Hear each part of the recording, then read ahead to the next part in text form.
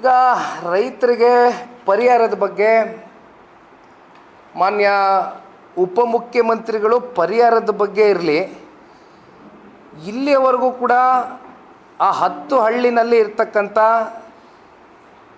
ಅಲ್ಲಿರ್ತಕ್ಕಂಥ ರೈತ ಹೋರಾಟಗಾರರ ಹಾದಿಯಾಗಿ ನಾನು ಕೇಳ್ತಕ್ಕಂಥದ್ದು ಉಪಮುಖ್ಯಮಂತ್ರಿಗಳಿಗೆ, ಇಲ್ಲಿಯವರೆಗೂ ಒಂದು ಸಭೆಯನ್ನು ಕೂಡ ನೀವು ರೈತರ ಜೊತೆ ಮಾಡಲಿಕ್ಕಾಗಿದೆಯಾ? ಯಾರನ್ನಾದರೂ ರೈತರುಗಳನ್ನ ನೀವು ಭೇಟಿ ಮಾಡಿ ಆ 10 ಹಳ್ಳಿಗಳಲ್ಲಿ ಬರ್ತಕ್ಕಂಥ ಜಮೀನನ್ನು ಹೊಂದಿರತಕ್ಕಂಥ ರೈತರು ಯಾರಿದ್ದಾರೆ, ಇದನ್ನು ಯಾವ ರೀತಿ ನಾವು ಮುನ್ನಡೆಸ್ಬೋದು, ಈ ಪ್ರಾಜೆಕ್ಟನ್ನ ಮುಂತಗೊಂಡು ಹೋಗ್ತಕ್ಕಂಥದ್ದಕ್ಕೆ ನಿಮ್ಮ ಸಲಹೆಗಳೇನು, ನಿಮ್ಮ ಸೂಚನೆಗಳೇನು, ಅಥವಾ ನೀವು ಇದನ್ನು ಕೈ ಬಿಡಬೇಕು ಅಂತೀರಾ ಅಥವಾ ಇದನ್ನು ಕೈಗೆ ಎತ್ಕೋಬೇಕು ಅಂತೀರಾ? ಇದ್ರ ಬಗ್ಗೆ ಕನಿಷ್ಠ ಒಂದು ಕಾಳಜಿಯನ್ನು ಹೊತ್ತು ಉಪಮುಖ್ಯಮಂತ್ರಿಗಳು ಇಲ್ಲಿವರೆಗೂ ಒಂದು ಸಭೆ ಮಾಡೋದಿರಲಿ.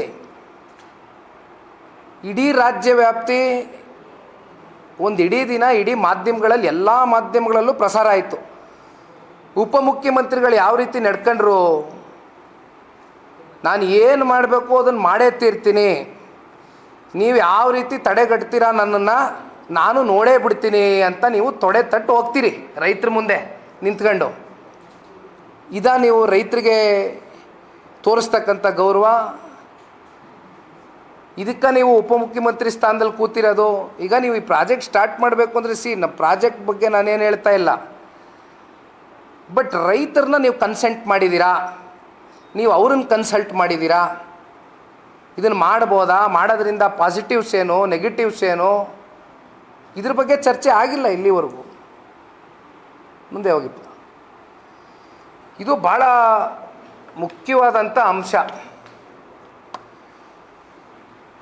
20,000 ಕೋಟಿಯಷ್ಟು ಈ ಯೋಜನೆಯನ್ನು ಸಂಪೂರ್ಣಗೊಳಿಸ್ತಕ್ಕಂಥದ್ದಕ್ಕೆ ರಾಜ್ಯ ಸರ್ಕಾರಕ್ಕೆ ಇಷ್ಟು ಹಣಕಾಸು ಬೇಕು ಅಂತಕ್ಕಂಥದ್ದು ಈಗ ಅವರು ಒಂದು ಅಧ್ಯಯನವನ್ನು ಮಾಡ್ಕೊಂಡಿದ್ದಾರೆ. ಅದರಲ್ಲಿ BMRDAಯಿಂದ ಸಾಲದ ರೂಪದಲ್ಲಿ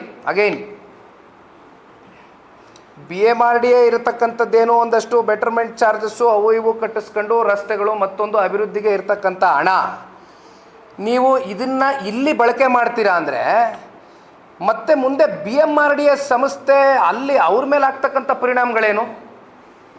ಅವ್ರ ಹತ್ರ 2,950 ಕೋಟಿ ರೂಪಾಯಿ ದುಡ್ಡಿದೆ, ಅದನ್ನು ನಾವು ಸಾಲದ ರೀತಿಯಲ್ಲೇ ಪಡ್ಕೊತೀವಿ ಈ ಯೋಜನೆಗೆ ಅಂತಕ್ಕಂಥದ್ದು ಒಂದು ತೋರಿಸಿದ್ದೀರಿ. ಇನಿಷಿಯಲಿ ಇದನ್ನು ಒಂದು ತೋರಿಸ್ಕೊಂಡಿದ್ದೀರಿ. ಇದನ್ನು ಹೊರತುಪಡಿಸಿ ಇನ್ನು 17,500 ಕೋಟಿ ಅದು ಆಂತರಿಕ ಸಂಪನ್ಮೂಲ BMRDA, ಬಟ್ ಬಾಹ್ಯ ಸಂಪನ್ಮೂಲದಲ್ಲಿ ಇನ್ನು 17,500 ಕೋಟಿ ನೀವು ಎಲ್ಲಿಂದ ತಗೊಬರ್ತೀರಾ ಅಂದರೆ ಸರ್ಕಾರ ಹೇಳಿರ್ತಕ್ಕಂಥದ್ದು ಅವ್ರ ಪ್ರೆಸ್ ಮೀಟಲ್ಲಿ ಹುಡ್ಕೋಯಿಂದ ತೊಗೊಂಬರ್ತೀರಾ ಅಂತಕ್ಕಂಥದ್ದು. ಆದರೆ ನಮ್ಮ ಪ್ರಶ್ನೆ ಇರುವಂಥದ್ದು, ಈಗ ಬಾಹ್ಯ ಸಂಸ್ಥೆಗಳ ಸಾಲ ಪಡೆಯಲು ಸರ್ಕಾರದ ಭೂಮಿ ಅಥವಾ ರೈತರ ಭೂಮಿಯನ್ನು ನೀವು ಅಡ ಇಡ್ತೀರಾ? ಶ್ಯೂರಿಟಿ ಕೊಡಬೇಕಲ್ಲ. ಯಾವುದಾದ್ರೂ ಒಂದು ಭೂಮಿ, ಈಗ ಯಾವುದೇ ಒಂದು ಬ್ಯಾಂಕು ಯಾವುದೇ ಒಂದು ವ್ಯಕ್ತಿ ನಾವು ಸಾಲ ತಗೊಳಕ್ಕೆ ಹೋದಾಗ ಶ್ಯೂರಿಟಿ ಕೇಳ್ತಾರಲ್ಲ ಯಾವುದೇ ಬ್ಯಾಂಕ್ ಆದರೂ. ಅದೇ ರೀತಿ ಈಗ ಹುಡ್ಕೋನು ಕೂಡ ನಾಳೆ ಶ್ಯೂರಿಟಿ ಕೇಳ್ಬೋದು. ಏನು ಶ್ಯೂರಿಟಿ ಕೊಡ್ತೀರಿ ನೀವು? ರೈತರ ಜಮೀನನ್ನ ಅಡ ಇಡ್ತೀರಾ ಅಥವಾ ಸರ್ಕಾರಿ ಜಮೀನು ಲಭ್ಯವಾಗಿರ್ತಕ್ಕಂಥದ್ದೇನು 750 ಎಕರೆನೋ ಏನೋ ಓದಿದ್ನಲ್ಲ ನಾನು ಪ್ರಾರಂಭದಲ್ಲಿ, ಅದನ್ನ ಇಡ್ತೀರಾ?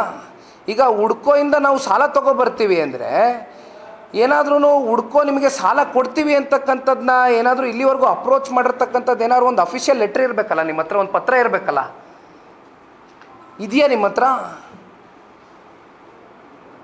ಹುಡ್ಕೋಯಿಂದ ಸಾಲ ತಗೊಬರ್ತೀವಿ ಅಂತ ಹೇಳಿದ್ದೀರಾ ಅಷ್ಟೇ. ಅದನ್ನು ಯಾವ ರೀತಿ ತಗೊಬರ್ತೀರಿ ಅಂತಕ್ಕಂಥದ್ದು ಇಲ್ಲಿವರೆಗೂ ರಾಜ್ಯ ಸರ್ಕಾರದ ಕಡೆಯಿಂದ ನಮಗೆ ಸಂಪೂರ್ಣ ಮಾಹಿತಿ ಸಿಕ್ಕಿಲ್ಲ. ತುಂಬ ದಪ್ಪ ಇದ್ದೀರಾ, ಅದರಲ್ಲೂ ಯಾವುದೇ ಸೈಡ್ ಎಫೆಕ್ಟ್ ಇಂದ ಸಣ್ಣ ಆಗ್ಬೇಕಾ? ಎಷ್ಟೋ ಜನ ಹೇಳ್ತಾ ಇದ್ರಿ, ಸರ್ ನಾನು ಜಿಮ್ಗೆ ಹೋಗ್ತಾ ಇದ್ದೀನಿ ಆದ್ರೂ ಸಣ್ಣ ಆಗ್ತಾ ಇಲ್ಲ ಸರ್, ವರ್ಕೌಟ್ ಮಾಡ್ತಾ ಇದ್ದೀನಿ ಆದ್ರೂ ಸಣ್ಣ ಆಗ್ತಾ ಇಲ್ಲ ಅಂತ ಹೇಳ್ತಾ ಇದ್ರಲ್ಲ. 100% ಯಾವ ಜಿಮ್ಗೂ ಹೋಗ್ದಂಗೆ ವರ್ಕೌಟು ಮಾಡ್ದಂಗೆ ನೀವು ಸಣ್ಣ ಆಗ್ಬೋದು. ಪ್ರತಿದಿನ ಬೆಳಿಗ್ಗೆ ಸಂಜೆ 2 ಟೈಮ್ ನಮ್ಮ ಜೀನಿ ಸ್ಲಿಮ್ನ ಯೂಸ್ ಮಾಡಿ ಯಾವುದೇ ಸೈಡ್ ಎಫೆಕ್ಟ್ ಇಲ್ದಂಗೆ ನೀವು ಸಣ್ಣ ಆಗ್ತೀರಾ. ಯಾಕೆಂದ್ರೆ ಜೀನಿ ಸ್ಲಿಮ್ಮು ಒಂದು ಉತ್ತಮ ಆಹಾರ.